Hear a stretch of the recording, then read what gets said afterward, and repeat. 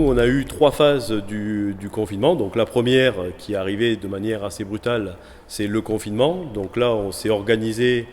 Déjà, on a pris des mesures de protection de la trésorerie. Donc on a fait les demandes de PGE.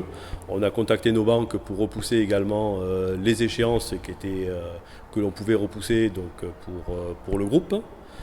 Ensuite, on a mis un maximum de personnes en activité partielle. Donc on a monté le dossier, c'était une première pour nous. Donc c'est quelque chose qui s'est bien passé mais qui a été assez long à mettre en place.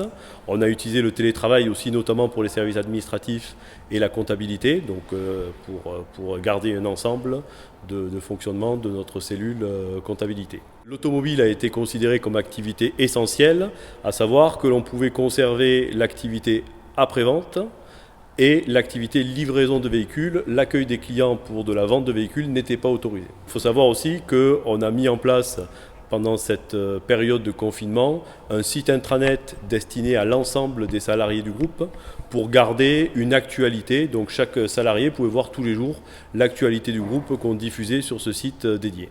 On a eu beaucoup d'activités, donc la période a été plutôt bien vécue, même si on s'en serait bien passé. Donc on a eu une période où il fallait gérer le contact avec nos clients. Donc pour la partie commerciale, on a maintenu un contact par chat et par email avec notre call center qui était ouvert sur la semaine. Et pour l'atelier, nous avions un numéro d'urgence unique qui permettait à tous les clients de prendre un rendez-vous d'urgence et on ouvrait l'atelier entre 2 et 3 jours selon les sites et on a dépanné pas mal de professions de médecine et également des clients qui avaient des pannes de batterie, de crevaison.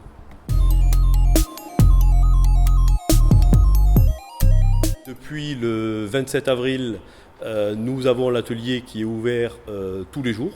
Donc il n'y a pas encore l'ensemble du personnel, mais petit à petit, on augmente le nombre de rendez-vous. Et la priorité de cette phase, c'est bien évidemment accueillir nos salariés et nos clients pour une reprise avec toute la sécurité nécessaire.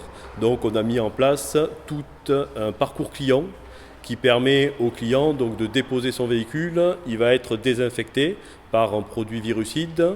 On a mis à disposition des clients du gel. Nos salariés ont des masques. On a investi également dans des plexiglas pour couper un petit peu la transmission et surtout avoir un parcours pour éviter les croisements et les contacts au maximum et ce qui permet de venir en concession en toute sécurité.